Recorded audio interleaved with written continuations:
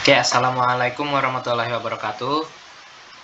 Perkenalkan, nama saya Muhammad Taufik Kusuma dari Prodi Teknologi Informasi semester 3. Dan kali ini saya akan membuat video tentang UAS sih sebenarnya ini. UAS praktikum tentang penjelasan singkat mengenai library atau helper. Tugasnya mengenai penjelasan singkat dan contoh sederhana dari library atau helper. Dan kali ini saya akan menggunakan helper saja. Jadi, menurut modul yang ada di sini, helper itu adalah kumpulan fungsi yang dapat kita gunakan untuk aplikasi agar aplikasi lebih cepat dan aman. Ya, sebelumnya mohon maaf ya kalau suaranya kurang jelas karena sekarang lagi hujan. Lalu pada helper, antara fungsi satu dengan fungsi lain tidak harus bekerja sama, atau dengan kata lain masing-masing fungsi bisa berdiri sendiri. Jadi kumpulan fungsi ini dapat digunakan agar aplikasi yang kita jalankan itu lebih cepat dan aman. Lalu setiap fungsi dari helper tersebut tidak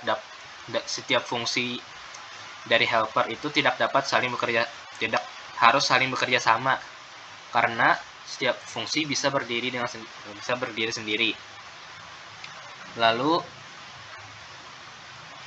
helper juga terdapat beberapa jenis, yaitu sebagai berikut. Ada URL helper, array helper, captcha helper, cookie helper, date helper, download helper, dan yang terakhir form helper. Oke, itu penjelasan singkat tentang helper. Lalu kita akan masuk ke bagian contoh sederhananya.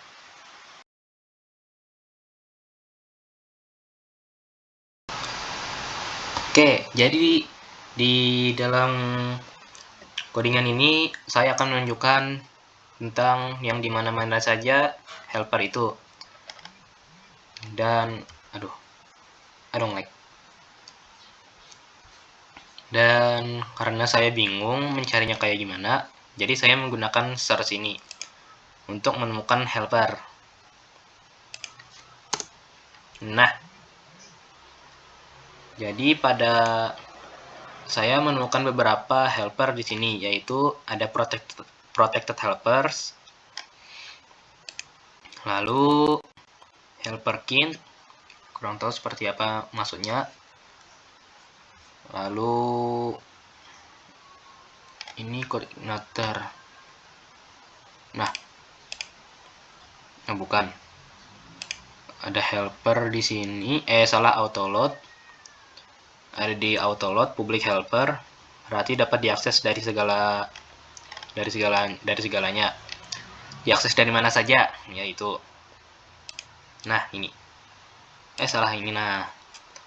Lalu pada base controller tadi sudah, protected, bootstrap, bukan, common. Function exist. Di sini function helper mengambil fungsi dari helper, dari sistem helper, app helper, file name-nya juga, dan itu aja.